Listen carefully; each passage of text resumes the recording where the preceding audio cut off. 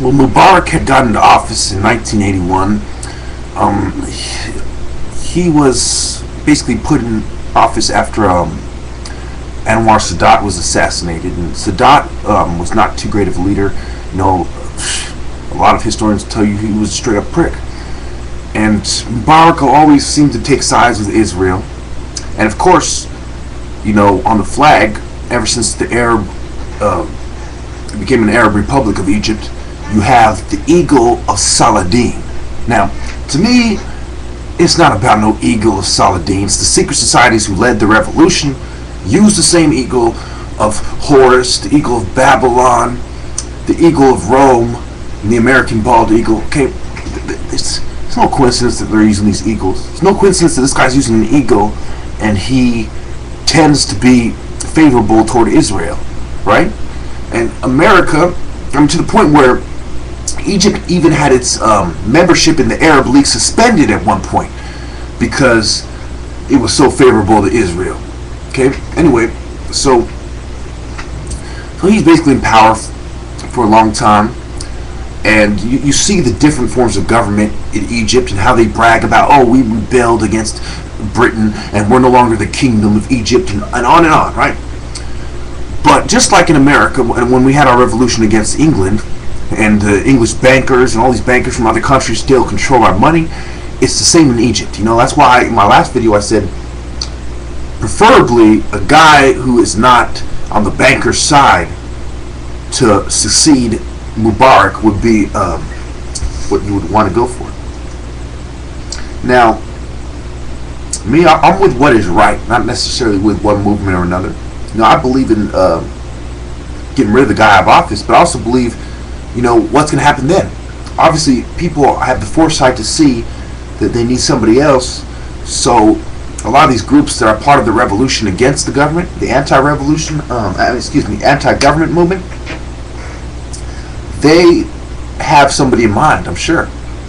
And so, you know, it goes back to this whole secret society game and phony revolutions, etc., etc. They take a real issue that you should rebel against, and they put blinders on you to what else is going on, and they get people to rebel, and then just another prick is going to be put in charge. You'll see. Unless they really do some soul searching and decide to do what God wants them to do. So, to make, you know, a long story short, I've never been really happy about, you know, how that Muslim guy who killed Egypt during a Christmas mass, I believe it was, you know, the only reason he got sentenced to death is because a Muslim guard died too. I mean, well, Islam is not necessarily a bad religion, you know. It is the people that practice it. Just like Hitler was a Christian. You know what I mean? Does that mean Christians are fanatics and Christianity creates these kind of Nazi fascist pricks who use the socialist movement to get in charge? No. See, what is going on is you know, there's religion and religious ideas. That's one thing. Then there's good people and there's bad people, you know? And that's a whole nother issue. And so when we're talking about, you know, for example, you think I'm going to be against Mubarak because he's a Muslim, or because he is in Egypt, which I feel is a very African place, and the Arabs kind of moved in there. But, you know, I don't really have anything against Arabs per se. I got nothing against Islam. But I do have things against people who kill Africans and people who side with the New World Order in order to get their agenda across. They have to get the real bad guys' agenda across too.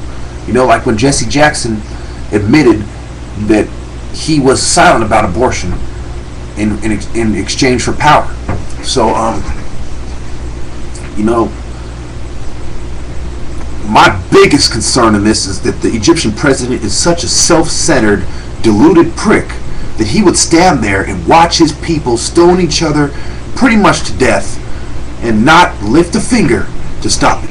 That's why I think he should step down. If not all the other reasons I presented, that is the main reason. And this guy obviously shows no care for his people.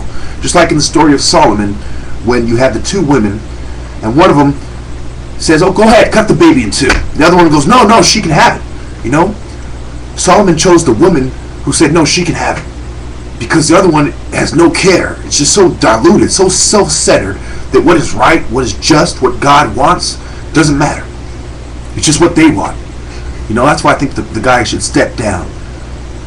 Because his lack of moral integrity is just appalling.